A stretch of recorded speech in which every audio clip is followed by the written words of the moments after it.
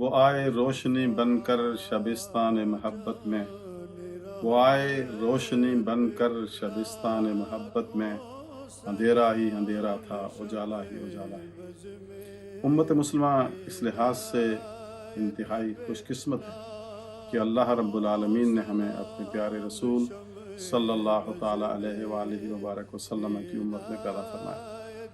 اللہ رب العالمین نے امت مسلمہ پر عظیم احسان فرمایا، جس کا رب العالمین نے قرآن پاک میں خود ارشاد فرمایا۔ نبی اکرم علیہ السلام کی تشریف آوری اس امت کے لیے احسان عظیم ہے۔ ربیع الاول شریف کے مہینے میں جب ہم میلاد النبی صلی اللہ تعالیٰ علیہ وآلہ وبارک وسلم کی تقریبات مناتے ہیں تو ہم دراصل اللہ رب العالمین کا شکر ادا کرتے ہیں جس نے ہم پر یہ احسان عظیم فرمایا،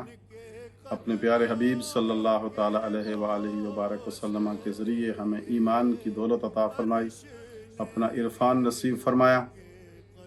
اور ہمیں انسانیت کا مقصد عطا فرمایا۔ یہ سوچ، یہ روشنی، یہ ہدایت ہمیں ہرگز نہ ملتی اگر پیارے رسول صلی اللہ علیہ وسلم اس دنیا میں تشریف نہ لاتے۔ آج امت مسلمہ بے شمار مشکلات کا شکار ہے اور اس کی ذمہ داری خود امت مسلمہ پر عائد ہوتی ہے۔ نبی کریم علیہ السلام کے ساتھ غیر مشروط محبت، آپ کی اطاعت ہی امت مسلمہ کو متحد و مضبوط کر سکتی ہے۔ میلاد النبی صلی اللہ تعالیٰ علیہ وآلہ وبارک وسلم کی تقریبات رسمی نہیں بلکہ حقیقی ہونی چاہیے، اور یہ پریکٹسز، یہ تقریبات اور یہ سیلیبریشنز وقتی طور پر نہیں ہونی چاہیے، بلکہ ان تعلیمات کے ذریعے، ان تقریبات کے ذریعے ہم اپنا وہ کھویا ہوا مقام اس کو پھر سے حاصل کرنے کی کوشش کریں، اور امت مسلمہ پر من حیث المجموع ساری امت پر یہ لازم اور واجب ہے کہ وہ نبی کریم علیہ السلام کی تشریف آوری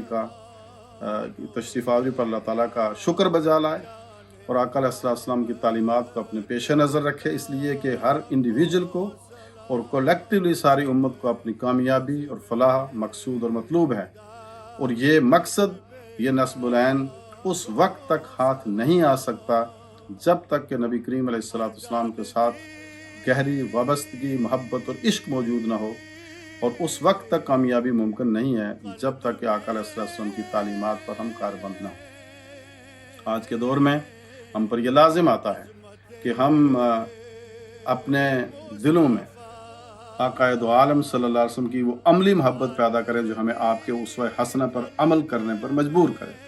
اور نبی کریم علیہ السلام کی سنتوں کے مطابق اپنی زندگی کو ہم گزارنے کی حتی المقدور کوشش کریں۔ ہمارا پیغام ساری دنیا کے لیے یہی ہے، نبی سے سچا پیار کرو گر کشتی پار لگانی ہے، نبی سے سچا پیار کرو گر کشتی پار لگانی ہے، پوری نمازیں ادا کرو گر قبر میں جان بچانی ہے۔ السلام